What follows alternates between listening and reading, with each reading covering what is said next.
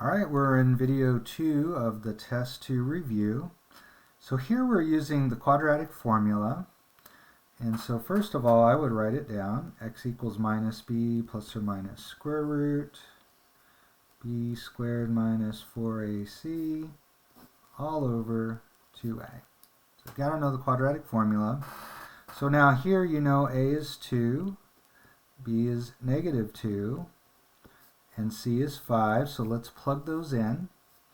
So we're going to get x equals negative 2 plus or minus the square root of negative 2 squared minus 4 times a, which is 2, times c, which is 5, all over 2 times a, which is 2. So now we got to simplify this. This will be 2 plus or minus the square root. Now you're going to square the negative 2, that's 4, minus, you got 4 times 2, which is 8, times 5, which is 40. And so this is the square root of negative 36. 4 minus 40 would be negative 36.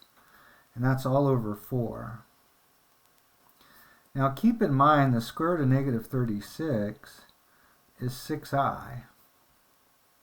Right? You could do square root of 36 times square root of negative 1. That's 6i. Alright, so we are going to break this into two fractions. It's 2/4 plus or minus 6i over 4. And so finally we're going to get, I'm just going to change this to an arrow, x equals 1/2 plus or minus 3/2 times I. Just simplifying each fraction, 2/4 becomes 1/2, and 6/4 becomes 3/2. So 1/2 plus or minus 3/2 I. Alright, if you look at b, we're going to do the same thing, but notice first we need to get all our terms on the same side and 0 on the other. I'm going to subtract 5x and 1 from each side. Now notice on the left, none of these are like terms. So we're going to have 2x squared minus 5x minus 1 is equal to 0. These guys cancel out. And so now we're ready to do the quadratic formula. A is 2, b is negative 5, and c is negative 1. So again, I'll go ahead and write the quadratic formula down. Got to know this one from heart, or by heart. And so it's going to be negative b, or negative 5, plus or minus b squared, which is negative 5 squared, minus 4 times a, which is 2, times c, which is negative 1, all over 2 times a, which is 2. So we're going to have 5 plus or minus. Notice negative 5 squared here is 25 minus, we've got 4 times 2, which is 8, times negative 1. Notice we're subtracting negative 8. Well, that's going to be 33. That's just adding 8. 25 and 8 is 33. So the nice thing here is 33 has no perfect square factors. Numbers like 4, 9, or 16, none of those go into 33. So I'm just going to rewrite this as x equals 5/4 plus or minus the square root of 33 over 4. Now on the test, either of these answers would be fine. Let's look at number 7. So we learned that we would solve this type of equation just like the quadratic equation that looks similar. We've got x to the 4th minus x squared minus 12 equals 0. It's very much like x squared minus x minus 12 equals 0. If we were solving this, we would factor. When you factor this, you get x. Well, let's see, we're looking for two numbers that multiply to negative 12 that add to negative 1. 3 times 4, what's going to work here? And let's make the 4 negative so that when we add we get negative 1. So you should get x plus 3 times x minus 4, and so you'd get x equals negative 3 and 4 if you were solving this equation. Now this is not the one that we're solving, but this is going to be very similar. We're going to factor it, but instead of having x and x, notice that doesn't multiply to x to the 4th. These both need to be x squared. X squared times x squared does give you x to the 4th.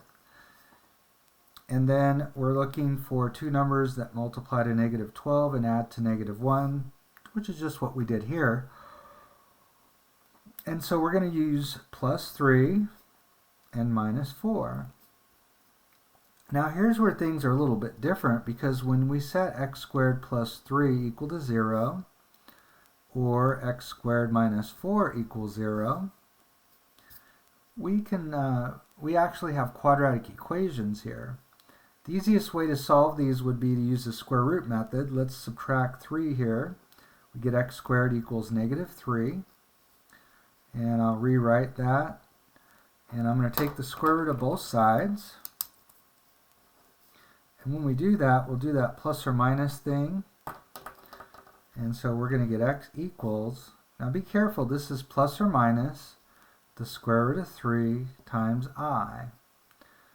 The only thing you're able to do with that is think of it as the square root of 3 times square root of negative 1, and that gives you the square root of 3 times I. You can't do anything about the square root of 3. So there's part of our answer. Here we'll add 4 to both sides. You get x squared equals 4. We'll take the square root of both sides. Again, that plus or minus thing, we're going to get x equals plus or minus 2. So notice this is a 4th degree equation, and we got 4 answers, which is what we would expect. All right, let's move down to the radicals.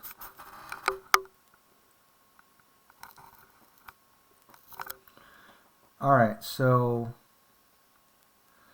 this first one is pretty typical of the type of problems we see with radical equations. We got the square root of 7x minus 4 is 5, or equals 5. To get rid of this radical, we got to square both sides. Now be careful, sometimes students will add 4 to both sides here, but the minus 4 here is under the radical. We cannot do that, but we can square that side, and that'll get rid of the radical. If you have a square root of something and then you square that, the squaring and the square rooting, those are opposites. So you're left with 7x minus 4. Of course, if you square the left side, you have to square the right side. So we get 25 here. So let's add 4 to both sides. We get 7x equals 29.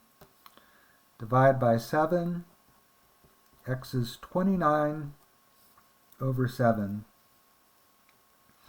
Now, with radical equations, remember there's two things we need to remember. One is before we square both sides, we always want to have the radical by itself or isolated.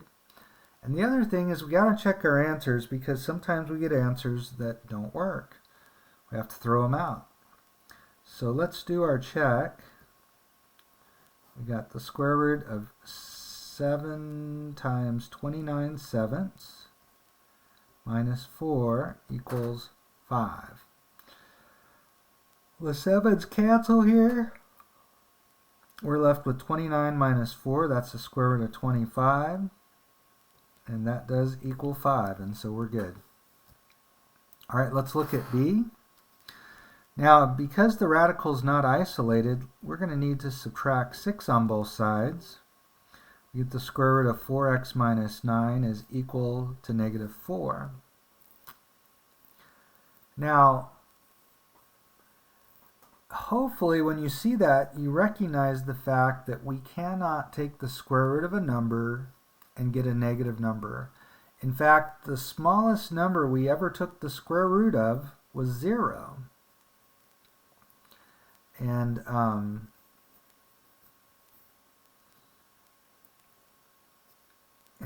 never got a negative answer when we took the square root of a number. If we had a negative number under the radical, we would get an I in our answer, and that's not what we have here. And so I know there's no solution here. Now, what if you actually squared both sides?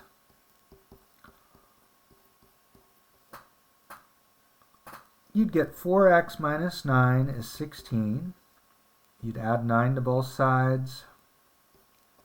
4x equals 27.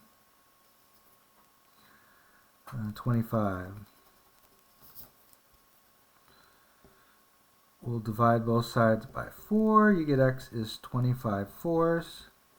However, if you check that, the square root of 4 times 25 fourths, oops, you can't see that, minus 9 plus 6 equals 2. Well, this 4's cancel here. You get 25 minus 9. This is square root of 16 plus 6 equals 2. Well, that's 4. 4 plus 6 does not equal 2. I'm getting tired here. This is not true, and so the one and only answer we got doesn't work. So in fact here we have no solution.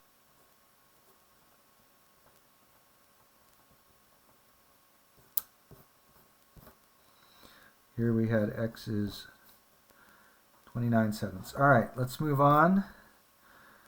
So on letter C, we need to isolate the radical. First of all, we got x equals square root of 2x plus 5 plus 5. Again, I can't add these 5's together, but I can get rid of the 5. Now x minus 5, I can't do anything other than to write those next to each other. And on the other side we have the square root of 2x plus 5. So now we're ready to square both sides. So you got to be careful when you do this.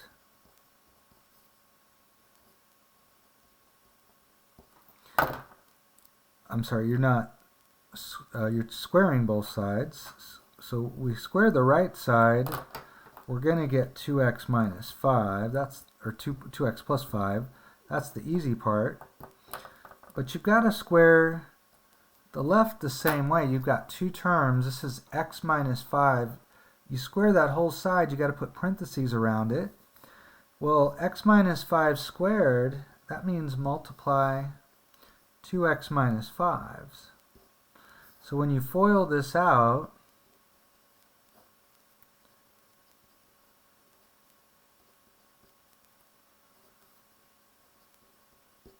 you're going to get x squared minus 10x plus 25. Just foiling two x minus 5's. So let's plug that in. We've got x squared minus 10x plus 25 equals 2x plus 5. So at this point, it's a little messy looking. I'm going to go ahead and put a line here. But this is quadratic. And so what we want to do is get 0 on the left, on one side. We'll get 0 on the right side here. So let's subtract 2x and 5 on the right. And that'll give us 0 on the right. But we're going to have to subtract 2x from the 10x and 5 from the 25. We're going to get x squared minus 12x plus 20 equals 0. So I'm just going to go ahead and factor this using the AC method. We need two numbers that multiply to 20 that add to negative 12.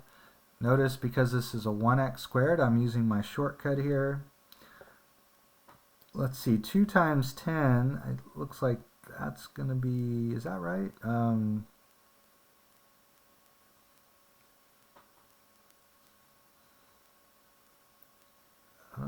2 times, yeah, that'll work. And we're going to make both of them negative. So notice when we multiply, negative 2 times negative 10 we get 20, and negative 2 plus negative 10 gives us the negative 12. So finally, we're going to get x equals 2 and x equals 10. Now, if you check these, you'll find that one of them doesn't work. It's actually the 2. Let's go ahead and plug it in. We'd have 2 equals the square root of 2 times 2 plus 5 plus 5. So we'd have 2 equals the square root of 4 plus 5, which is the square root of 9, plus 5. Well, this is 3 plus 5. That means 2 equals 8. Of course, that's false. And so we're going to throw out the 2. And I'm just going to tell you the 10 does work. You can always check it. Maybe plug it in up here.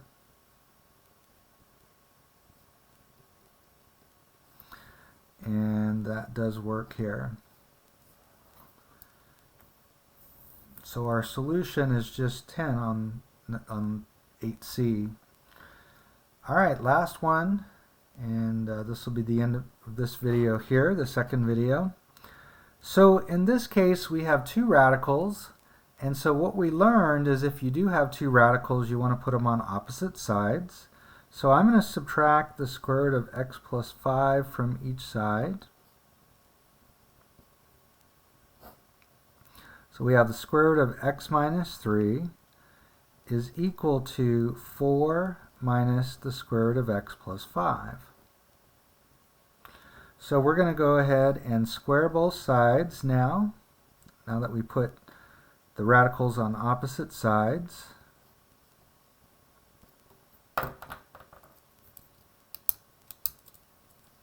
So let's square each side. So when we square the left side, we just get x minus 3. The other side is a little bit more work. I'm going to go ahead and make myself a little bit of space here. I forgot I needed that space. Alright, so we're going to multiply 4 minus the square root of x plus 5 times 4 minus the square root of x plus 5. Notice you can't just square the 4 and square the square root of x plus 5. So I'm going to multiply two of these up here. So we'll multiply the 4's, we get 16. 4 times a minus square root of x plus 5, so minus 4 square root of x plus 5. The inner product is the same, another minus 4 square root of x plus 5. Notice you can't distribute there. These are like radicals. We will be able to add them together. And we learn that the square root of x plus 5 times the square root of x plus 5 is just x plus 5. Basically, we're squaring the square root of x plus 5. And that would be x plus 5. And notice the negative times the negative also gave us the positive here. So we have 16 and 5, which is 21. These guys are like terms. We've got these like terms. That's going to be a minus 8 square root of x plus 5. And then we don't want to forget the x there, plus x. So let's go ahead and plug that in. That's what this is equal to. 21 minus 8 square root of x plus 5 plus x. Now, when you get to this point, it looks a little bit of a mess. But you got to remember what's the next thing. Now that we we squared both sides and we simplified things, what do we do next? Well, we have a single radical here. When we have a single radical, we get it by itself and then square both sides. So we've got some cleanup to do. We can subtract x on both sides. That'll get rid of those x's. So that's gone. And we're going to have negative 3 equals 21 minus 8 square root of x plus 5. Let's go ahead and get rid of this 21. We'll subtract 21 on both sides. Get negative 24 equals negative 8 square root of x plus 5. We're almost isolated. We need to divide by negative 8 on each side. We get 3 is equal to the square root of x plus 5. So finally we can square both sides.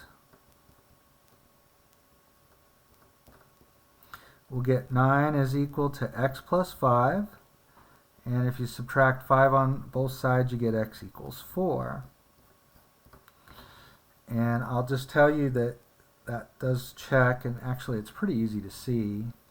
Because you've put a 4 in here, the square root of 4 minus 3, that's square root of 1, or 1. Put a 4 in here, square root of 4 plus 5, that's square root of 9, which would be 3. Notice that does equal 4. Alright, let's move on. Actually, that's the end of this video here. We'll move on and do an